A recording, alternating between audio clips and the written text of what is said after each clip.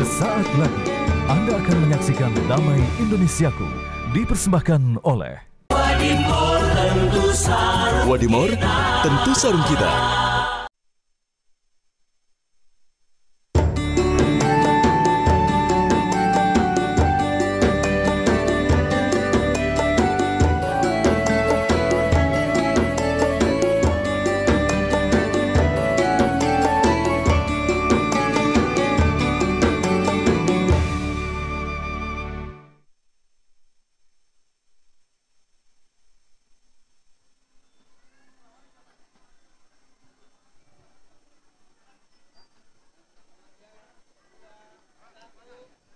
Bismillahirrahmanirrahim. Assalamualaikum warahmatullahi wabarakatuh.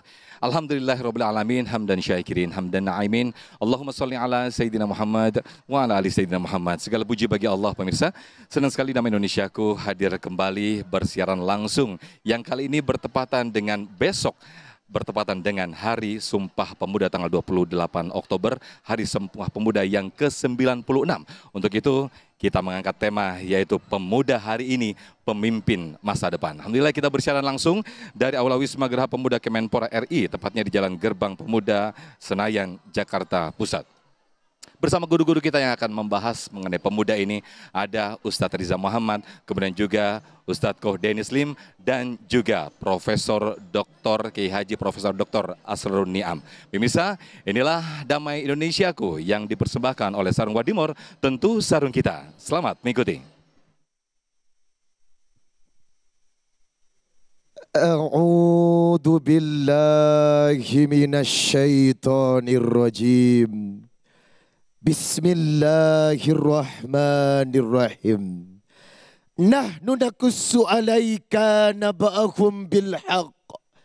Innahum fityatun amanu birabbihim wazidnahum huda. Kami ceritakan kepada engkau Muhammad tentang pemuda-pemuda sebenarnya. Mereka adalah pemuda-pemuda yang diridhoi Allah sebab beriman kepada Allah. Karena keimanannya Allah berikan petunjuk dan hidayah hingga hidupnya diridhoi Allah Subhanahu wa taala. Quran surah Al-Kahfi surat 18 ayat 13. Sadaqallahul azim. Maha benar Allah dengan segala firman-Nya. Dan saya berdoa kepada Allah, semoga pemuda-pemuda yang ada di hadapan saya dan yang ada di seluruh Indonesia menjadi syabun nasa'a fi ibadatillah, anak-anak muda yang beriman dan taat kepada Allah. Amin ya rabbal. Assalamualaikum warahmatullahi wabarakatuh.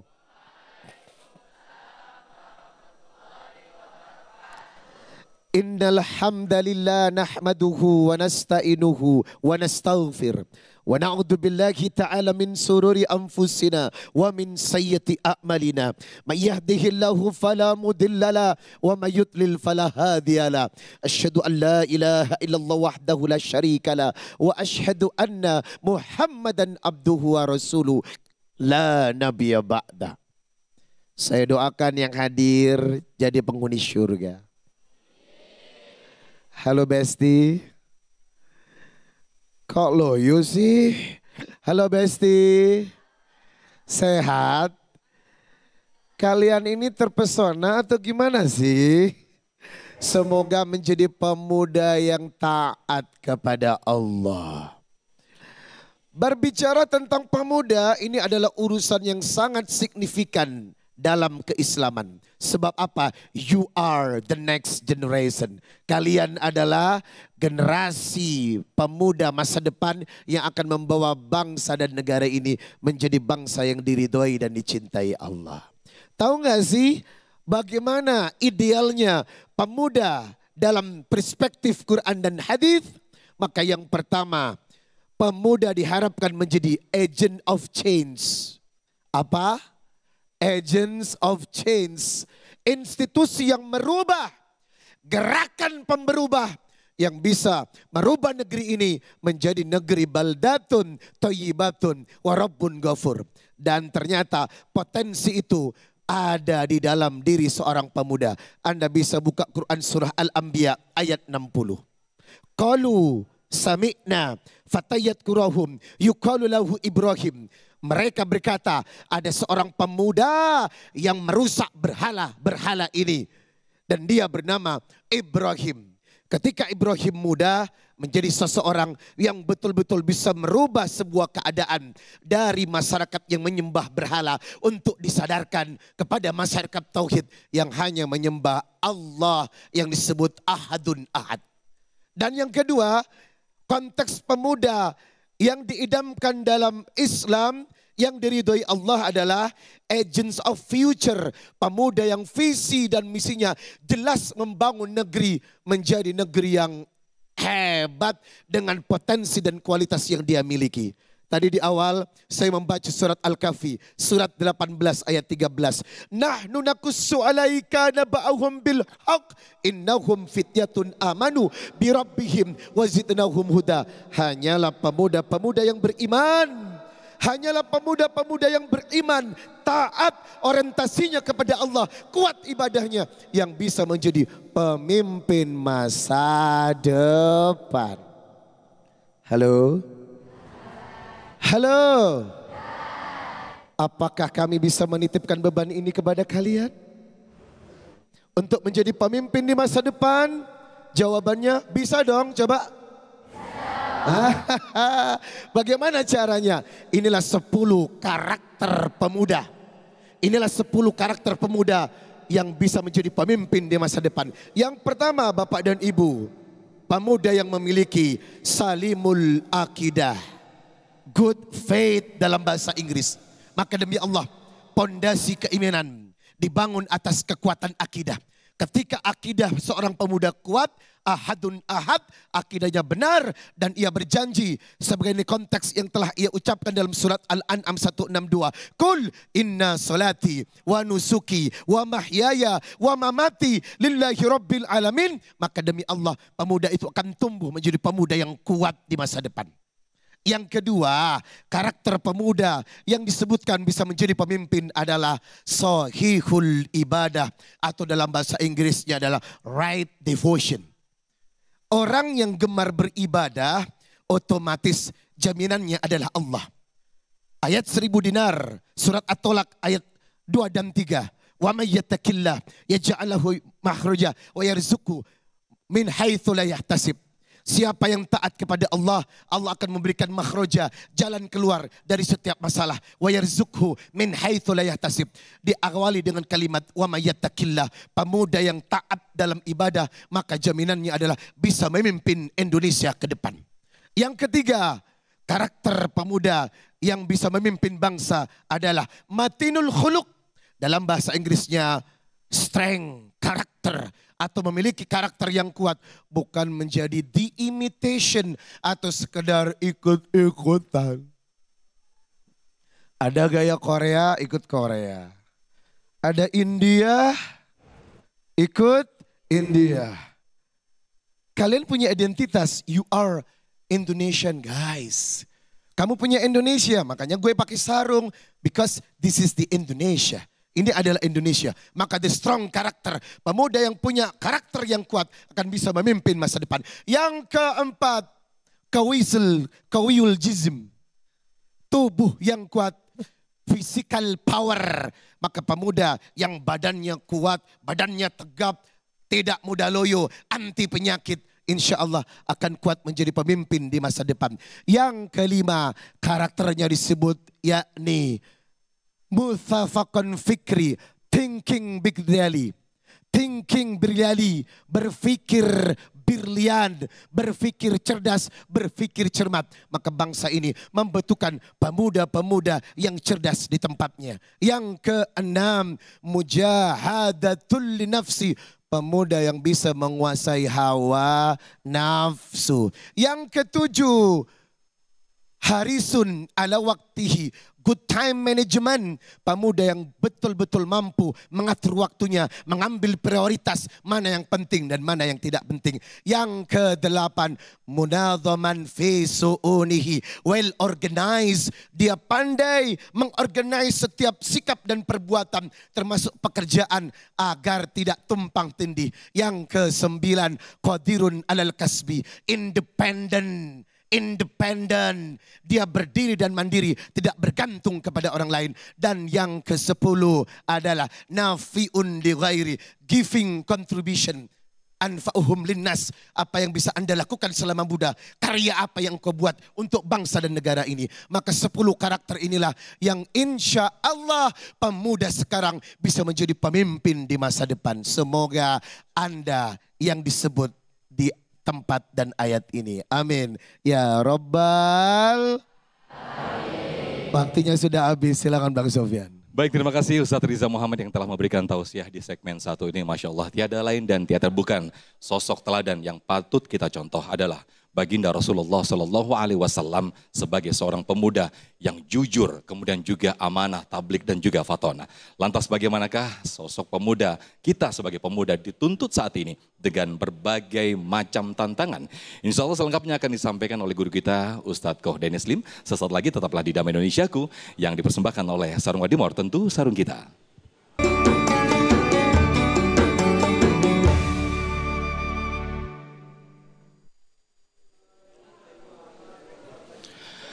Terima kasih pemirsa, masih di Damai Indonesiaku dengan tema yang sangat menarik sekali, pemuda hari ini pemimpin masa depan. Nah, kita ketahui pemirsa, pemuda saat ini dikenal sebagai Gen Z. Nah, di antara tantangan yang kita tahu yaitu FOMO atau Fear of Missing Out. Ketakutan, ketertinggalan atau tren masa kini tanpa memikirkan positif ataupun dampak negatifnya. Nah, seperti apakah pemuda dalam menghadapi tantangan saat ini? Dijelaskan oleh guru kita Ustadz Koh Dennis Lim. Fadhil Ustadz.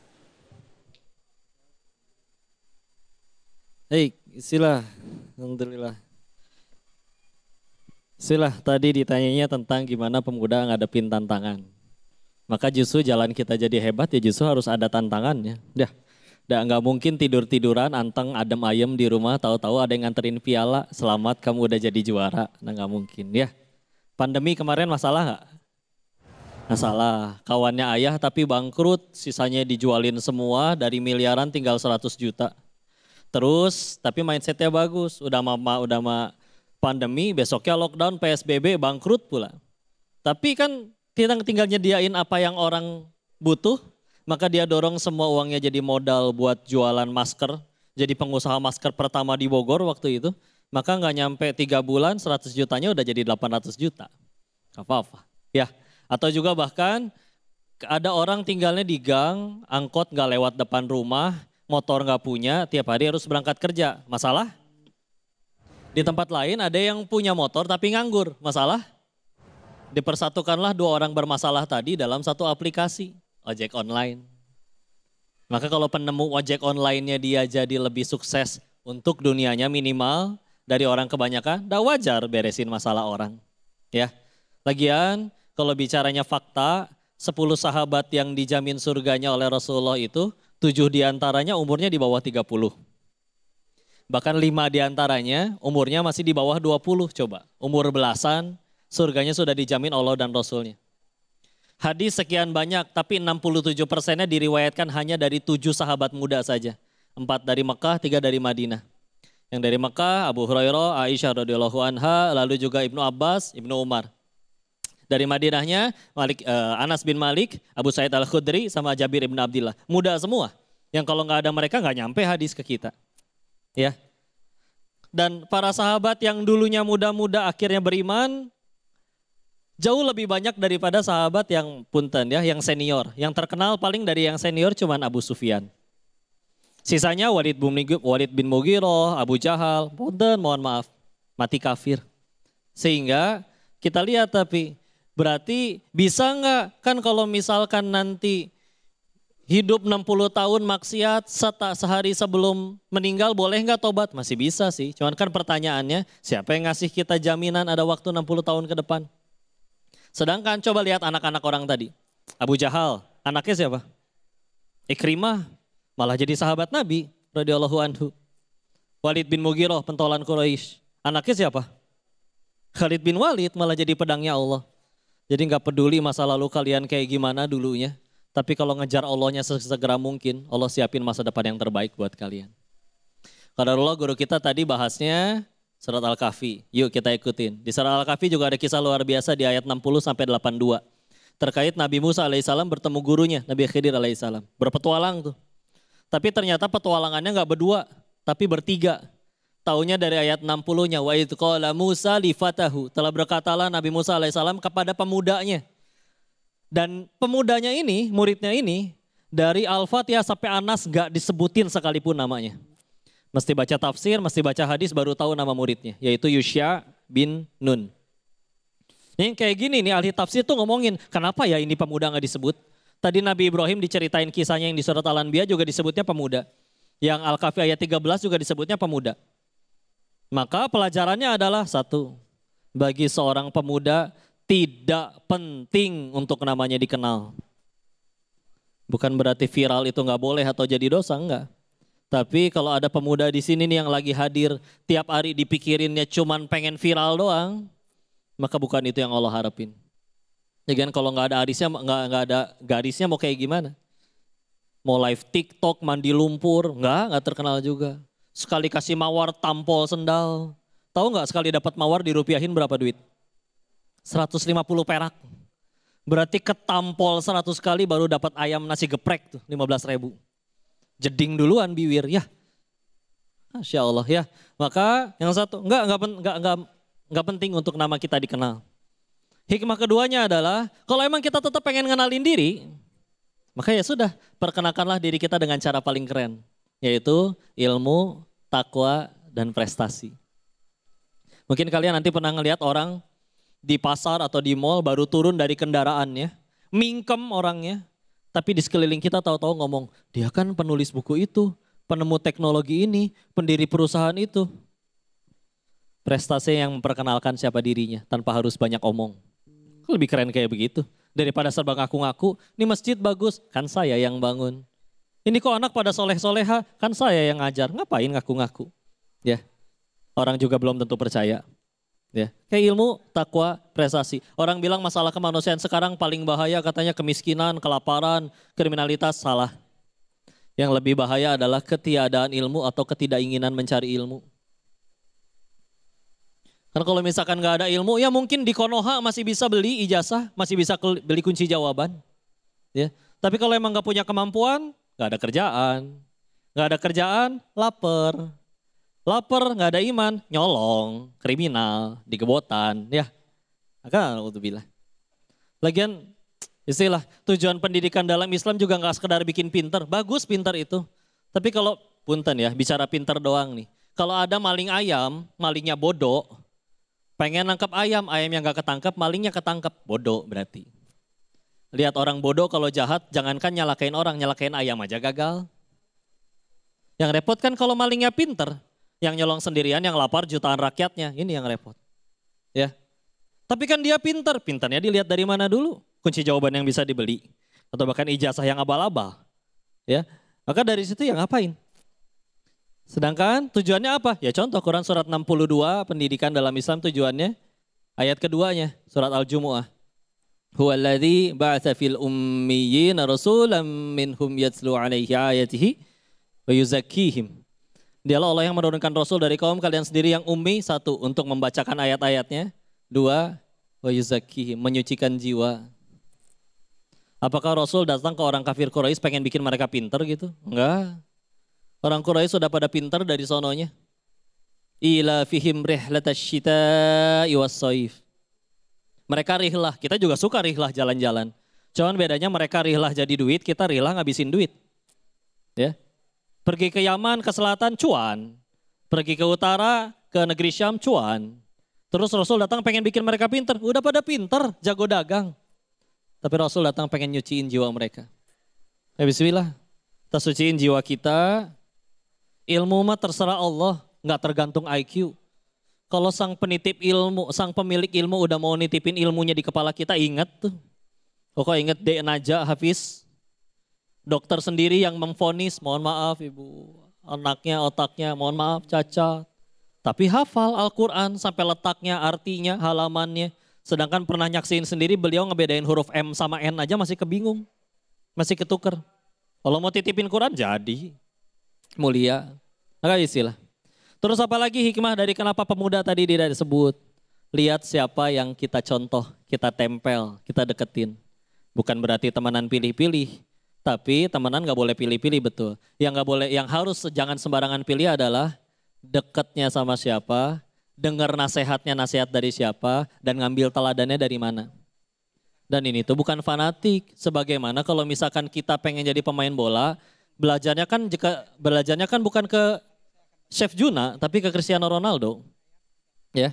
Kecuali kalau pengen jadi koki, ya udah ke Chef Juna. Ya. Nah kita mati bakal, sukses pengen, mulia pengen, bahagia juga tentu mau. Kalau bisa dunia dan akhirat. Ada manusia yang udah paling sukses, mulia, bahagia, paling banyak bahagiain orang. Contoh Rasulullah dan para pengikutnya. Terus kita pengen bahagia selama ini pakai cara siapa kalau nggak pakai cara beliau? Ngarang. Pantesan stres melulu, galau. Ngarang atau cara bahagianya? Petunjuknya udah ada, Indonesia merdeka 79 tahun. Berapa kali ganti kurikulum? Alhamdulillah Islam 14 abad gak pernah ganti kurikulum. Ya, tinggal mau gak kita balik lagi? Ayo mereka. Yang terakhir juga pemuda itu harus galau. Ulangi. Galaunya yang positif tapi. Bukan galau ngeliatin statusnya temen ya. Bukan yang kayak gitu. Karena dulu Salahuddin Alayubi juga galau kalau lagi pas malas belajar. Karena pasti pernah futur ya. Aduh belajar lagi, latihan lagi. Tapi galau. Baitul Maqdis aja masih di tangan penjajah. Masa saya malas-malesan, belajar lagi, berlatih lagi. Galaunya tuh manfaat kayak begitu.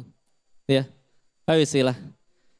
Jaga diri kita, aslinya kalau nanti cita-cita tercapai bukan kitanya yang hebat, dah Allahnya aja yang tolong. Tinggal pertanyaannya layak gak sih kita ditolong Allah. Maka jangan lakuin hal-hal yang kira-kira bikin Allah gak mau nolong. Yang muda-muda contohnya nih, jangan pacaran. Ya, punya pacar gak? Punya pacar enggak? Yang pacaran cung. Kalau pertanyaannya diganti. Yang kalian tahu kiri atau kanannya mungkin punya pacar, bisikan astagfirullah di telinganya. Tuh kan ketahuan ya. Udah putusin aja ya. Insya Allah. Halalkan atau tinggalkan. Ya. Terus sibuk sama yang produktif. Jangan bully ya. Barakallahu fikum, mudah-mudahan ada manfaatnya. Assalamualaikum warahmatullahi wabarakatuh. Waalaikumsalam warahmatullahi wabarakatuh. Amin amin ya rabbal alamin. Terima kasih kepada Muslim yang telah memberikan tausiah bagaimana pemuda dituntut untuk bisa menjawab sebuah tantangan yang luar biasa apalagi di zaman yang penuh fitnah ini. Nah, sebelum kita lanjutkan tausiah berikut ini yang akan disampaikan oleh Kiai Haji Profesor Dr. Kiai Haji Profesor Niam, nanti kita akan dengarkan bagaimana pemuda mampu membangun bangsa. Nah, kita akan berbagi berkah terlebih dahulu. Sudah ada Ustadz Riza Muhammad yang akan berbagi berkah bersama para jamaah bersama Luwak White Coffee. Tetaplah di Damai Indonesiaku.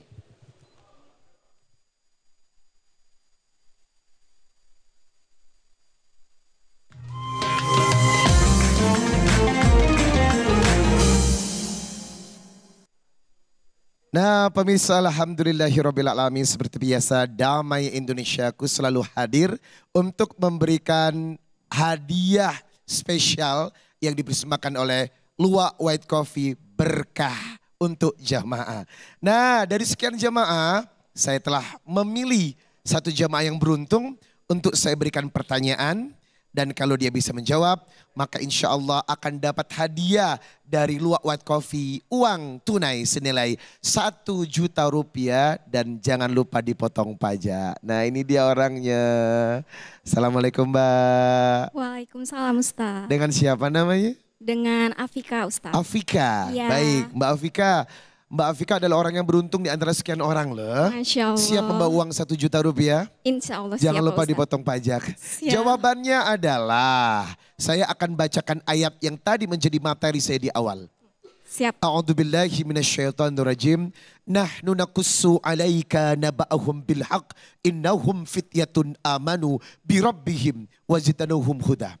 Pertanyaannya, ini adalah surat apa dan ayat keberapa dalam Al-Quran? Silakan. Bismillahirrahmanirrahim. Itu surat Al-Kahfi ayat ke-13. Masya Allah, takbir, Allahu Akbar. Selamat Mbak Afika mendapatkan 1 juta rupiah. Terima kasih Pak Ustadz. Rezeki dari Luwak White Coffee, jangan lupa dipotong pajak. Nah pemirsa Damai Indonesiaku, jangan kemana-mana. Kami akan kembali setelah yang satu ini.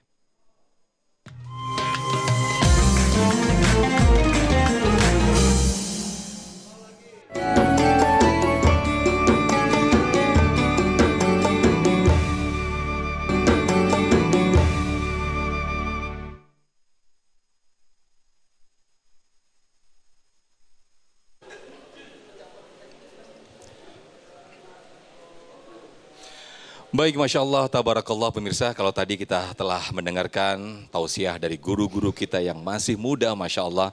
Satu segmen tadi disampaikan oleh Ustadz Riza Muhammad bagaimana meneladani pemuda Rasulullah SAW dan juga Ustadz Qodeni Slim tadi bagaimana pemuda menjawab tantangan. Nah, di segmen ini kita akan mendengarkan tausiah dari Kiai Haji Prof. Niam bagaimana peran pemuda dalam membangun bangsa. Fadal Yai.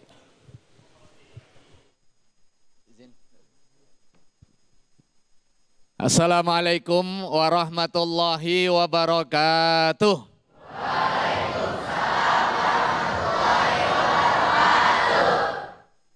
Bismillahirrahmanirrahim wa kafa wassalatu wassalamu ala rasulina al-mustafa wa ala alihi wa ashabihi ahli sidqi wal wafa. Rabbi shrah li sadri wa yassir li amri wa hlul 'uqdatam min lisani yafqahu qawli wa ba'du. Jadi pemuda harus semangat. Agak ngantuk no. Ngantuk pas jamnya, nggak apa-apa. Tetapi karena kita sedang thalabul ilmi harus dengan semangat, apalagi membincang soal kepemudaan. Setuju? Alhamdulillah. Kalau pengen tahu Indonesia 20 tahun ke depan, ya lihat diri kita. Lihat santri-santri yang hadir di majelis ilmu ini, lihat kanan kiri lingkungan kita, bagaimana kondisi anak-anak mudanya, terutama usia belasan dan juga 20-an tahun. Indonesia memimpikan untuk Gemah Ripahloh Jinawi, terutama momentum 100 tahun kemerdekaan Indonesia. Kalau hari ini tahun 2024, merdekanya 1945, menuju 100 tahunnya pas 2045, tinggal butuh 21 tahun lagi.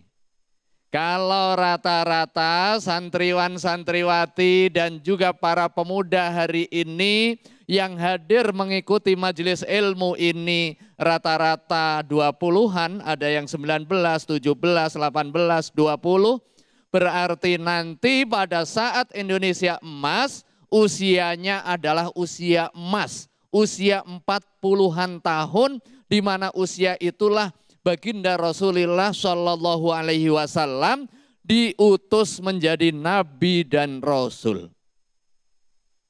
Tetapi itu tidak tiba-tiba, ada prosesnya. Bagaimana kita menyiapkan diri untuk menjadi pemimpin di tengah perubahan lingkungan kita yang sangat cepat.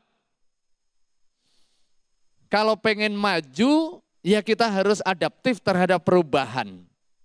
Enggak bisa berpangku tangan. Allah menegaskan innallaha la yughayyiru ma biqaumin hatta yughayyiru ma bi anfusihim. Sesungguhnya Allah enggak akan merubah nasib kalian-kalian kecuali kalian merubah sendiri. Perubahan adalah sunnatullah. Siapa yang pengen maju, dia syarat pertamanya harus adaptif terhadap perubahan. Dia menyesuaikan dengan perubahan dan menggerakkan perubahan menuju lebih baik. Jadi jangan berharap yang tua-tua. Nah, kalau yang tua-tua ini para asdep yang di depan ini udah semangatnya adalah semangat kemapanan. Wis pokoknya mapan, stabil, nggak usah banyak manuver, Kalau manuver nanti salah malah dicopot. Mending berada di zona aman dan juga zona nyaman. Nah, harapan perbaikan, harapan kemajuan itu adalah ada di anak-anak muda dengan dua spirit seperti yang tadi disampaikan oleh Ustadz Riza dan juga Koh Dennis Lim. Spirit keimanan dan juga spirit ilmu pengetahuan. Dua kelebihan ini. Di dalam ayat yang lain ditegaskan dua kelebihan yang lain yang dimiliki oleh anak muda sebagai modal untuk mengantarkan kemajuan dan juga perubahan adalah innallaha astafahu alaikum wa zadahu bastotang fil ilmi wal jismi. Kekuatan ilmu pengetahuan dengan nalar kritis kita, ide-ide kreatif dimiliki oleh anak-anak muda. Dan lagi yang enggak dimiliki oleh orang tua adalah bastotang fil ilmi wal jismi. Kelapangan, daya kritis, daya fikir, mudah menghafal dan kuat hafalannya. Setelah itu kuat secara fisik. Kalau harus begadang, enggak sakit-sakitan. Kalau harus perlu mengerahkan tenaga, tenaganya masih prima. Inilah dua kekuatan yang menjadi potensi menuju kemajuan kita. Kalau dua ini disia-siakan dari anak muda, maka matilah dia sebelum kematiannya. Seringkali saya sampaikan syair dari Imam Syafi'i. وَمَنْ فَاتَهُ التَّعْلِيمُ وَقْتَ شَبَابِهِ فَكَبِّرْ عَلَيْهِ أَرْبَعًا لِوَفَاتِهِ. Barang siapa kehilangan kesempatan untuk belajar mengenyam ilmu pengetahuan di waktu mudanya, maka takbirkan ia 4 kali. Apa takbir 4 kali? Sebagai simbol kematiannya. Takbir 4 kali itu adalah sholat janazah. Jadi dianggap sudah mati ini anak-anak muda. Hari ini kita memiliki kesempatan dengan berbagai kemudahan-kemudahannya. Momentum Hari Sumpah Pemuda kita jadikan pelajaran penting. Betapa anak muda menjadi aktor perubahan dan juga perbaikan. Mulai dari perjuangan melawan penjajahan hingga mengisi kemerdekaan dengan segala jenis kebaikannya. Dan mereka adalah anak-anak muda. Hari ini 96 tahun yang lalu anak-anak muda belasan tahun bahkan tidak jarang datang dari seberang melakukan perjalanan berhari-hari untuk kepentingan satu komitmen, satu nusa, satu bangsa dan juga satu bahasa. Ketua panitianya waktu itu namanya Sugondo. Itu usianya 25 tahun. Sekarang diabadikan menjadi salah satu gedung kepemudaan di Pusat Pemberdayaan Pemuda dan Olahraga. Ada tahu Sugondo, usia 25 tahun. Dia santri dari Haji Omar Said Cokro Aminoto. Santri seperti kalian. Ada Muhammad Yamin, ada Muhammad Rum, itu usia 23 tahun, kemudian menjadi diplomat ulung. Nah sekarang pikirkan, renungkan bersama-sama, sekarang usia 17 tahun. Jangan pikir, baru 17. Zaid bin Thabit, usia 13 tahun, penulis wahyu, dan kemudian juga orang yang paling cemerlang di dalam menguasai bahasa dunia yang menjadi delegasi baginda Rasulullah SAW. Usamah bin Zaid usia 18 tahun menjadi panglima perang. Nah hari ini baru saja dilantik presiden wakil presiden. Usia wakil presiden 37 tahun. Menteri Pemuda dan Olahraga 34 tahun. Kita bisa merencanakan masa depan. Pada saat hari ini kita usia 15, usia 17, usia 20, tinggal 10 tahun yang akan datang kita menjadi apa, dan pada saat Indonesia Emas 2045, 20 tahun yang akan datang, Anda semua usia 35, usia 40 menjadi apa, itu ada di tangan kalian dengan ilmu, adab, dan iman. Wallahu a'lam bishawab. Wassalamualaikum warahmatullahi wabarakatuh. Waalaikumsalam warahmatullahi wabarakatuh. Terima kasih Ki Haji Prof Niam yang telah menyampaikan pesan. Ada 2 poin, yaitu semangat keimanan dan juga semangat keilmuan. Inilah yang harus dimiliki oleh pemuda, apalagi besok bertepatan dengan Hari Sumpah Pemuda yang ke-96. Nah pemirsa, di segmen berikut kita akan buka sesi tanya jawab bagi para santri atau jamaah yang akan berbagi atau mengajukan pertanyaan. Insya Allah akan dijawab oleh guru-guru kami di Damai Indonesiaku. Tetaplah bersama kami di Damai Indonesiaku. Saya jeda, kami kembali.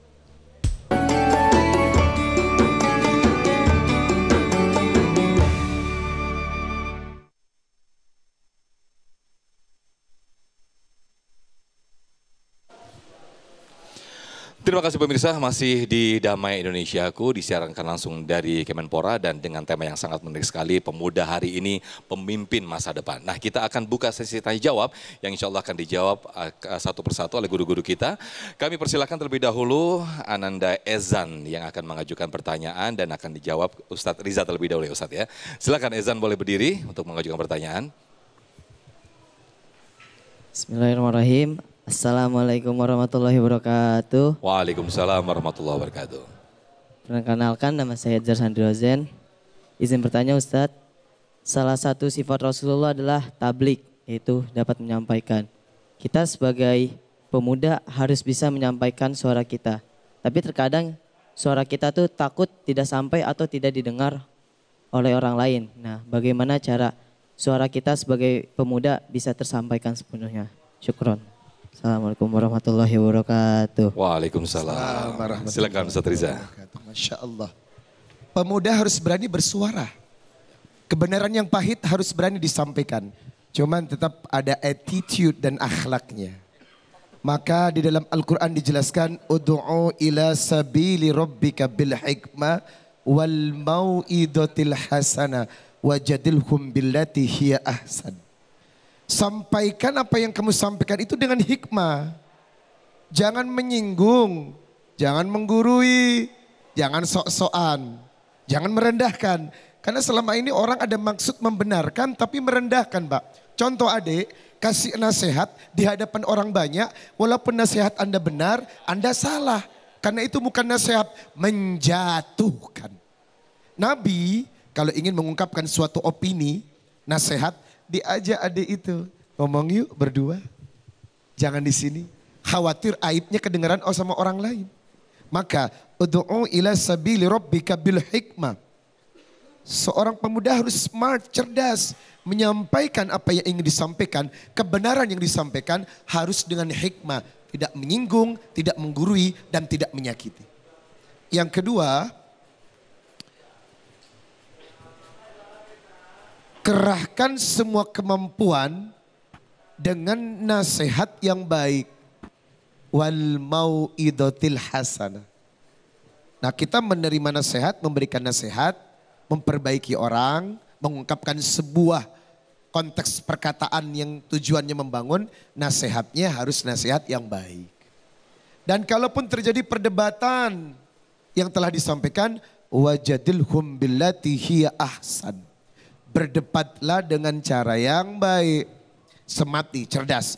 Kalau debatnya berpotensi kepada kusir atau yang disebut dengan debat kusir, tinggalkan perdebatan itu. Karena tak bermanfaat. Karena apa? Debat kusir yang menonjol adalah ego. Mau menang sendiri. Bukan dari lubuk hati yang paling dalam. Nah, pelajaran-pelajaran yang diberikan Al-Quran ini harusnya dikerahkan oleh seorang pemuda. Suaramu tetap lantang dikerahkan.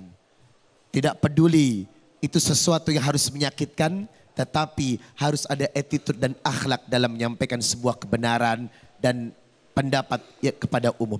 Baik. Maka Al-Quran insya Allah menjadi pegangan dalam bersuara. Baik, Masya Allah. Terima kasih Ustadz Riza Muhammad atas jawabannya. Ya, apa yang ditanyakan oleh Ananda Ezan.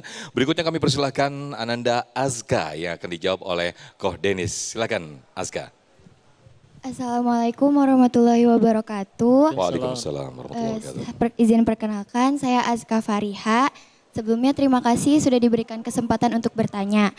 Gen Z pada masa sekarang ini kan sering banget ikut-ikutan yang lagi viral atau bahasa lainnya FOMO. Tadi juga sudah dijelaskan kriteria pemuda yang akan sukses di masa depan.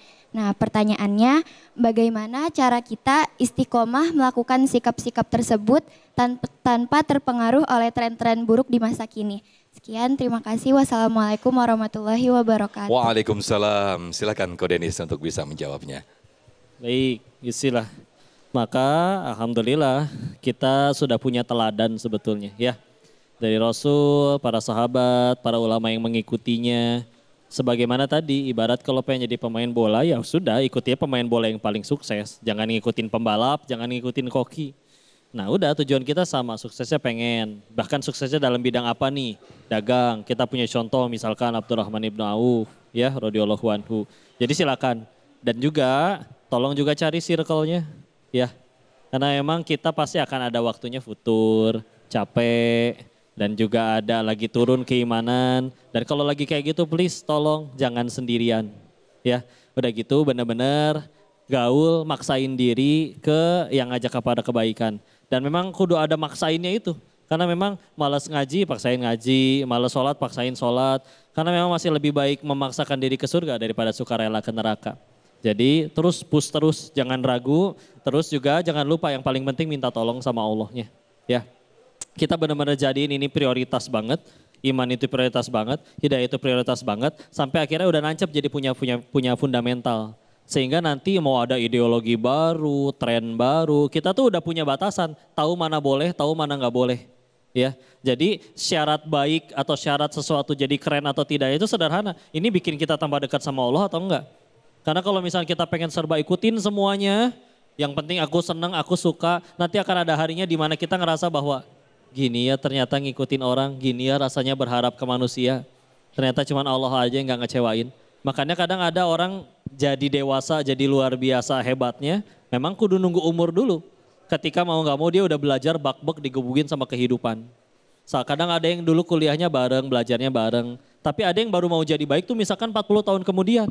Pas ngeliat, ya Allah teman-teman saya kok udah punya ini itu, saya malah punya banyak utang, barulah dia mau berubah. Padahal dulu udah tahu mana boleh mana nggak boleh. Makanya yang harus ditambah jangan cuman imannya, jangan cuman ilmunya juga, tapi juga ditambah juga yakinnya. Kadang soalnya bismillah insya Allah ilmu tuh udah pada tahu, tinggal googling sekarang. Tapi yakinnya kan beda.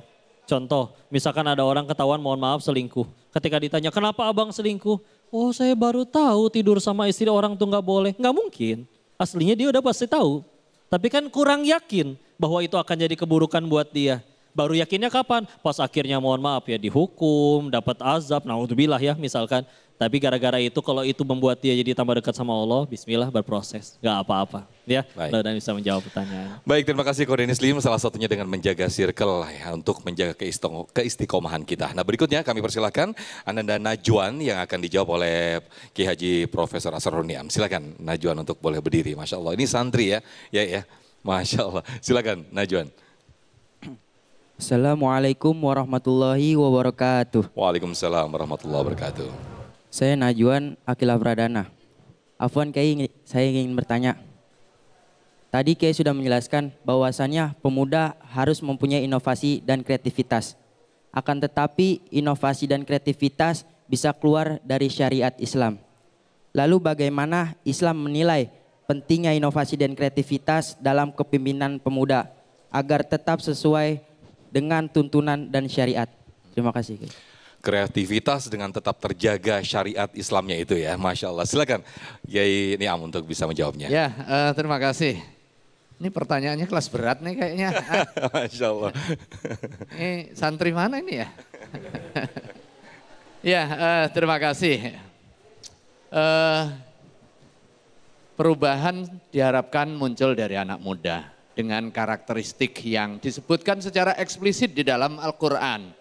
Diteladankan secara eksplisit oleh baginda Rasulullah SAW dan juga para sahabat-sahabat Nabi serta sejarah sukses mereka.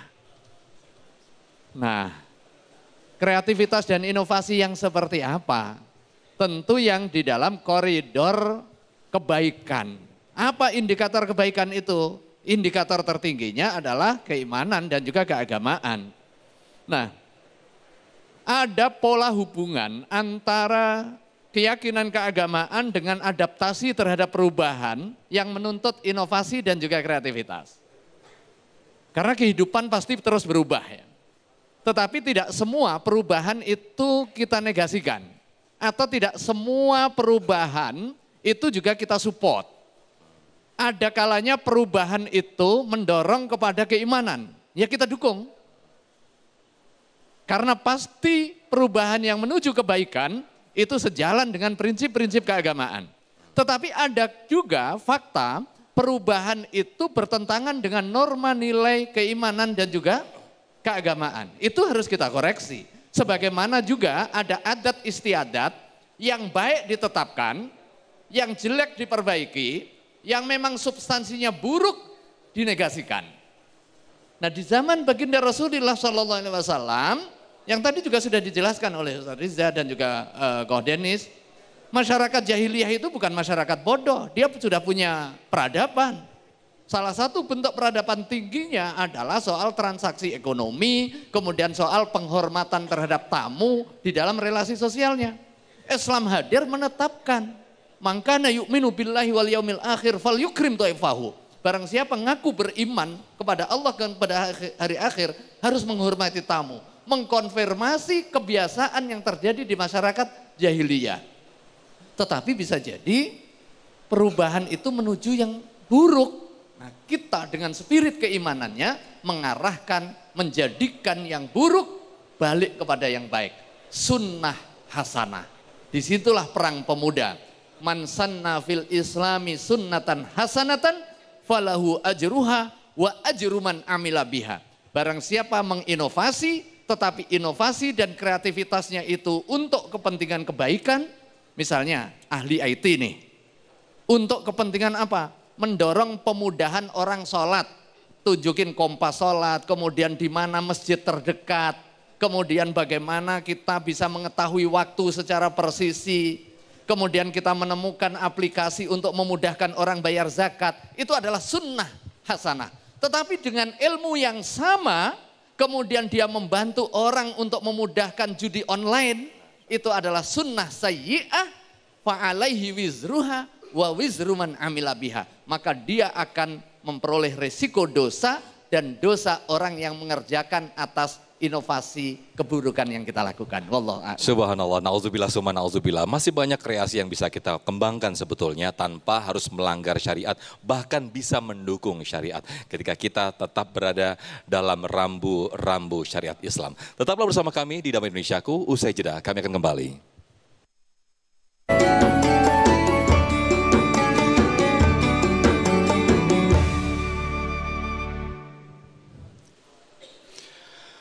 Terima kasih pemirsa, masih di Damai Indonesiaku dengan tema yang sangat menarik sekali, yaitu pemimpin hari ini, pemuda hari ini, pemimpin masa depan. Nah, pertanyaan berikut ini kami khususkan kepada Ki Haji Profesor Dr. Asrul Niam selaku Deputi Bidang Pemberdayaan Pemuda Kementerian Pemuda dan Olahraga. Nah, untuk yang pertama, Yai Niam, apa makna Sumpah Pemuda yang ke-96 ini dengan tema mungkinnya Pemuda Indonesia Raya? Silakan Yai. Ya, terima kasih ya. Hari ini tanggal 27, esok tanggal 28 Oktober, puncak hari Sumpah Pemuda, sebagai bentuk pengingat bahwa kita pernah meneguhkan komitmen bersama mengenai komitmen persatuan. Satu nusa, satu bangsa, satu bahasa di tengah keragaman yang ada. 96 tahun yang lalu. Kalau kita menggambarkan bahwa perubahan strategis itu akan terjadi setiap kelipatan 100 tahun, maka menuju 100 tahun tinggal butuh 4 tahun lagi dengan tantangannya yang tentu jauh lebih beragam daripada tantangan kepemudaan di 100 tahun kemarin. Karena itu tema Sumpah Pemuda, maju bersama Indonesia Raya, 4 kata.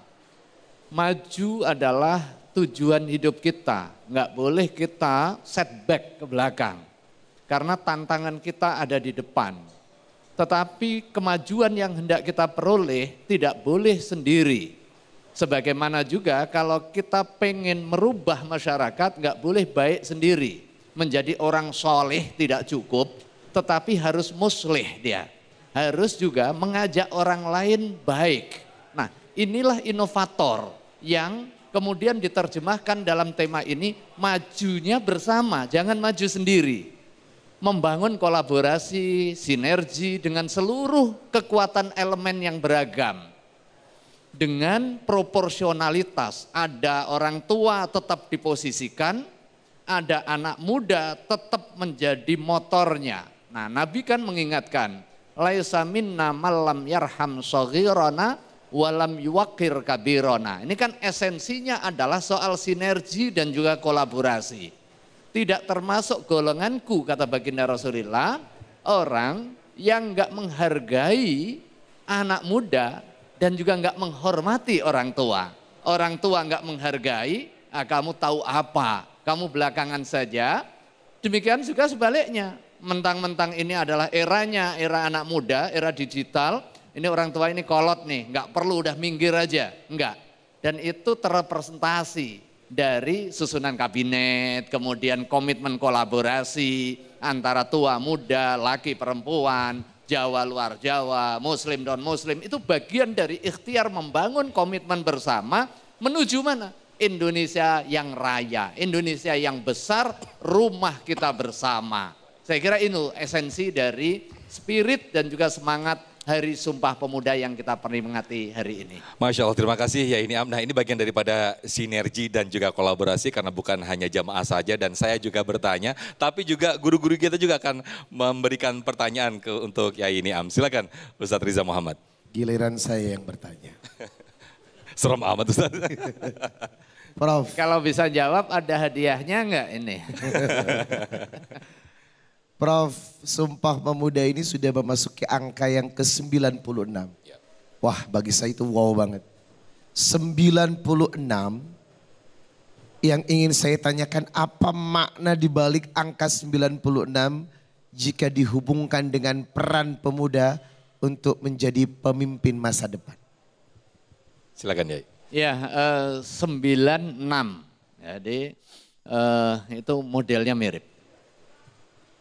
96 kalau ditafsirkan soal angka 9 itu kan angka puncak ya. Tetapi terlepas dari tafsir otak-atik gatuknya, kita melihat bahwa komitmen soal persatuan itu sudah hampir 1 abad. Disadari, diinternalisir, dan juga dipromosikan oleh founding fathers kita, oleh anak-anak muda kita. Sebelumnya kesadaran perjuangan melawan penjajahan ada, tetapi dasarnya adalah lokalitas. Prinsipnya kedaerahan. Daerah Sumatera, bahkan daerah Aceh sendiri, kemudian Pasai sendiri, Mataram sendiri, kemudian Bugis sendiri, Buton sendiri, kemudian NTT sendiri. Nah, kemudian muncul kesadaran terkait dengan ikhtiar mencari kalimatun sawa. Mencari satu identitas yang menjadi penyama dan menyatukan keragaman. Prinsipnya bukan atas dasar mayoritas. Bukan atas dasar siapa yang paling banyak itu yang kemudian menang, tidak. Contoh sederhananya mesti ketika kita mengambil komitmen bahasa Indonesia yang berasal dari bahasa Melayu, itu jumlah penuturnya enggak terbanyak di dalam konteks komunitas kita. Pasti orang Jawa yang paling banyak. Bahasa Jawa yang paling banyak dijadikan bahasa tutur. Tetapi kenapa bahasa Melayu yang diambil? Karena komitmen kesadaran untuk take and give tadi. Dengan pertimbangan rasionalitas. Nah, nanti diharapkan ada sinergi tadi itu dengan spirit kepemudaan. Dan itu dijawantahkan, baru saja kan ada pelantikan nih. Mulai dari pelantikan presiden, wakil presiden. Ini angkanya juga angka yang unik nih. Kalau tadi Sumpah Pemudanya 96, wakil presidennya 37, presidennya 73. Ya kan? Presidennya 73 senior. Ya. Bahkan paling senior dalam sejarah presiden-presiden kita. Ya. Wakil presidennya dalam sejarah paling junior. Inilah kolaborasi. Sebagaimana diingatkan oleh baginda Rasulullah SAW tadi. Ada kolaborasi senior junior menyongsong Indonesia Emas 2045. 73, 37, spirit 96 untuk mewujudkan komitmen persatuan menuju Indonesia Raya. Masya Allah. Berikutnya Ustadz muda kita, silakan Ko Denis mau mengajukan pertanyaan untuk Prof Niam. Prof Yai izin bertanya. Ini baru dilantik nih, terus program dan target dari Presiden terbaru dan Kemenpora di periode baru ini untuk supaya ningkatin peran generasi pemuda nih di segala bidang. Pengen tahu nih program dan targetnya, Yai. Ya, Kementerian Pemuda dan Olahraga itu bagian dari Orhan yang menerjemahkan visi misi Presiden. Dalam hal ini Presiden Prabowo Subianto dan juga Gibran Raka Buming Raka. Dan di tingkat kementerian juga sudah dipilih ada menteri, ada wakil menteri. Ini Menteri Pemuda dan Olahraganya memang benar-benar milenial nih. Seusia Koh Denis kayaknya ini. Makanya dipanggilnya Mas Menteri ya? Makanya manggilnya Mas Menteri. Masya Allah. Itu pada saat dilantik, itu usianya 31, 32 tahun. Waktu itu, 32 tahun. Nih kalau sekarang usia 20 berarti tinggal 12 tahun nih. Harus dilantik jadi menteri, dilantik jadi gubernur. Tapi harus menyiapkan dengan kompetensi yang dimiliki sehingga orang tidak memilih yang enggak berkualitas, memilih karena kualitasnya. Bukan hanya karena anak siapa, tetapi karena kompetensi. Nah, dan sampai hari ini menjadi menteri termudanya. Nah, apa program-program? Tentu menerjemahkan dari programnya Presiden terpilih, yang pasti bahwa komitmen untuk membangun sumber daya manusia unggul itu dimulai dari komitmen membangun sumber daya pemudanya. Jadi kalau di dalam konteks pembangunan kepemudaan itu ada komitmen membangun penyadarannya. Jadi karena pada hakikatnya setiap anak muda punya potensi yang unik, tetapi tidak semua orang menyadari bahwa dia punya potensi tadi. Maka program dan kegiatan kita konsentrasikan adalah membangun kesadaran bahwa anak muda punya potensi yang unik. Baru tahap yang kedua, kemudian komitmen memberdayakannya. How to empower. Bagaimana untuk memberdayakan pada aspek kekuatan mental spiritualnya, pada aspek kebugaran fisiknya, pada aspek ide dan juga gagasannya dengan ilmu pengetahuan yang memadai, kebugaran, termasuk juga kesadaran mengenai pentingnya melindungi diri dari perilaku destruktif. Narkoba, kemudian zat adiktif, termasuk juga prevalensi merokok di kalangan anak muda. Ini adalah modal awal untuk memastikan generasi kita adalah generasi sehat, generasi bugar, generasi cerdas, generasi berkualitas, hingga kemudian dengan modalitas sumber daya yang berkualitas ini, kita punya potensi untuk membangun Indonesia yang akan lebih baik ke depannya. Kunci-kuncinya itu. Dan insya Allah banyak program yang kita bisa sinergikan anak muda Indonesia bersama Kemenpora. Amin. Terima kasih Kiai Haji Prof Niam, Ko Denis Lim, kemudian juga Ustadz Riza Muhammad. Terima kasih atas tausiah hari ini. Mudah-mudahan apa yang disampaikan oleh guru-guru kita menjadi bekal untuk pemuda hari ini menjadi pemimpin di masa depan. Tetaplah bersama kami di Damai Indonesiaku. Sesaat lagi kami kembali.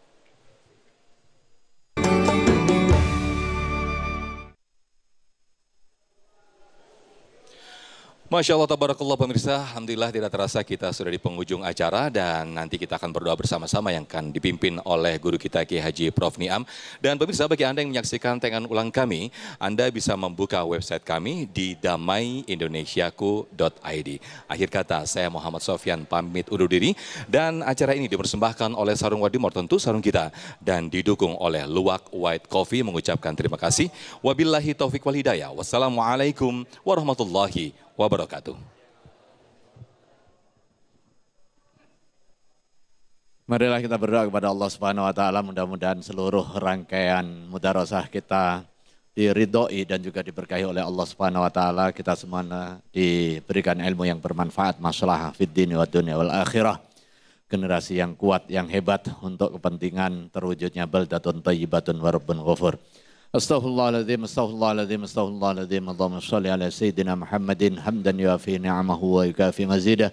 Ya Rabbana lakal hamdu kama yanbaghi li jalali wajhikal karim wa 'azimi sultanik. Allahumma ighfir lana wa liwalidayna warhamhuma kama rabbayana shighara. Allahumma ighfir lana wa li ikhwanina alladhina sabaquna bil iman. Wa la taj'al fi qulubina ghillan lil ladzina amanu rabbana innaka ra'ufur rahim. Allahumma anfa'na bima 'allamtana wa 'allimna ma yanfa'una. Allahumma sahhil lana umurana fi dinina wa dunyana. Allahumma arinal haqqa haqqa warzuqna ittiba'ahu wa arinal batila batila warzuqna ijtinabah. Rabbana hab lana min azwajina wa dhurriyyatina qurrata a'yun waj'alna lil muttaqina imama waj'alna lil muttaqina imama waj'alna lil muttaqina imama. Allahumma la tada' lana fi maqamina hadza dhanban illa ghafartah wa la 'aiban illa satartah wa la maridan illa syafaitah wa la hajatan min hawaijid dunya wal akhirah illa qadaitaha wa yassartaha ya arhamar rahimin. Rabbana atina min ladunka rahmah wa hayyi' lana min amrina rasyada. Rabbana atina min ladunka rahmah wa hayyi' lana min amrina rasyada. Rabbana atina min ladunka rahmah wa hayyi' lana min amrina rasyada. Rabbana atina fid dunya hasanah wa fil akhirati hasanah wa qina adzabannar. Subhana rabbika rabbil izzati amma yasifun wa salamun alal mursalin walhamdulillahi rabbil alamin wal afu minkum. Wassalamualaikum warahmatullahi wabarakatuh.